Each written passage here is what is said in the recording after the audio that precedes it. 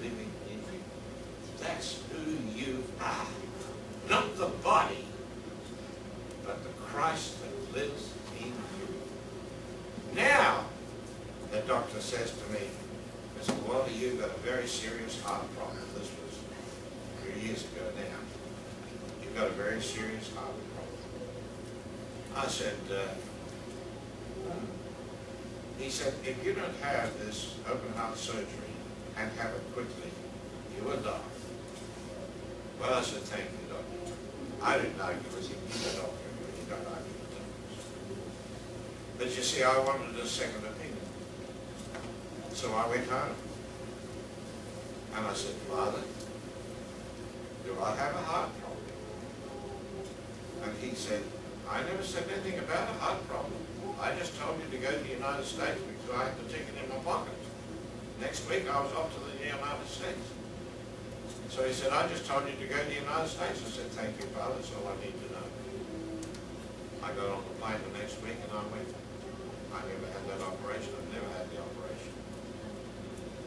But I want to tell you the second part of that story because I just want to tell you, you see, that what I'm sharing with you, I've had to learn. I have had to learn by experience.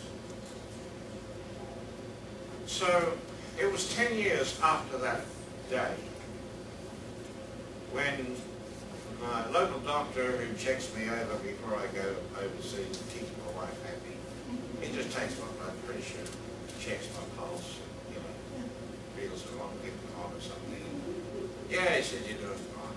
But this day, he took my pulse and he said, Mr. Walter, you've got an irregular pulse. And I said, wow. I said, what does that mean? Oh, he said, that could be serious. He said, I can't let you go overseas like that. He said, I'm going to send you back to the specialist. So inside I'm saying, Father, do I have to do this? See, I get a second opinion about everything. And he said, yes, sir, I want you to do it. Oh, I said, okay.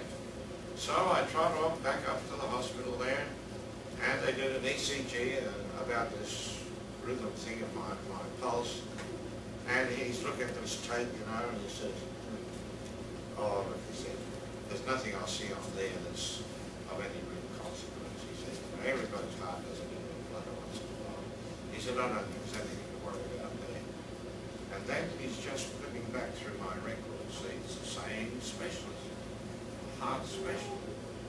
And he's flipping back through my records and he says, you've been here before. I said, yeah.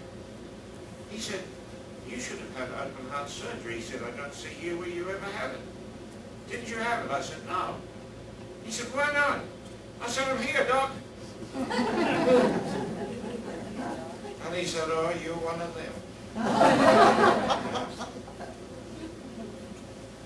I said, well, yeah, I guess I am. I said, you remember you told me if I didn't have this operation, I would die. You told me that. He said, yes, I probably did. Well, I said, I'm here. So he thought for a while and he said, well, now, I'm going to prescribe some more tests for you. Because he wanted to prove to me that my heart still had the same problem.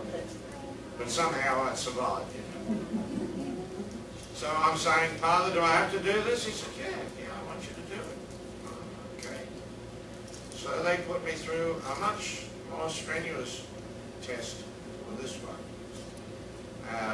called a nuclear stress test. So I went through this 4-hour session. I missed lunch that day, that's what I remember.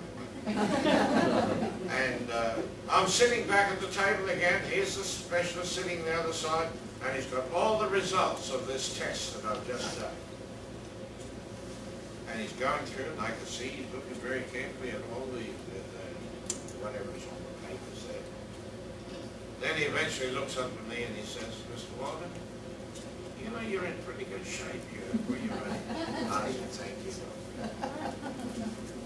I said, how's my heart? He said, well, I can't find anything wrong with it. I said, thank you very much. Now, how come? How could I have a heart so bad with 3 arteries blocked. I forget the percentages now, but he was, I mean, he had made an appointment for next week for that operation. It was so serious, he said. And yet now, 10 years later, he checks my heart and can't even find a trace of what place it was at all. What I'm saying to you is this. Whatever you understand or think that your body is you, if you have a problem with your body, you can't do anything about it. But if you understand that you are spirit, living in that body, but the body is not you, the spirit is you, and the spirit is Christ, and Christ can't ever get sick. You see? Christ can't ever get sick. So there's one of the issues that you have to face in terms of sickness. Who's the you? Is it your body, or is it the spirit? Now that's not just to do with sickness. That actually is a fundamental revelation that will change your life when you understand who you are. Because if you are spirit, and that spirit is Christ, how in the world could you be sick? How in the world could you have a problem? It's impossible.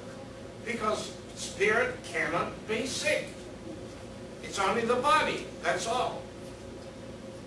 There's a lot more to the story, but that's enough just for now.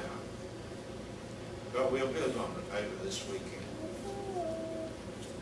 So, Job now, he's sitting there with boils all over him. And he's worshiping the Lord. He's worshiping the Lord. What? Thanking God that he's got boils? Oh, I don't think so.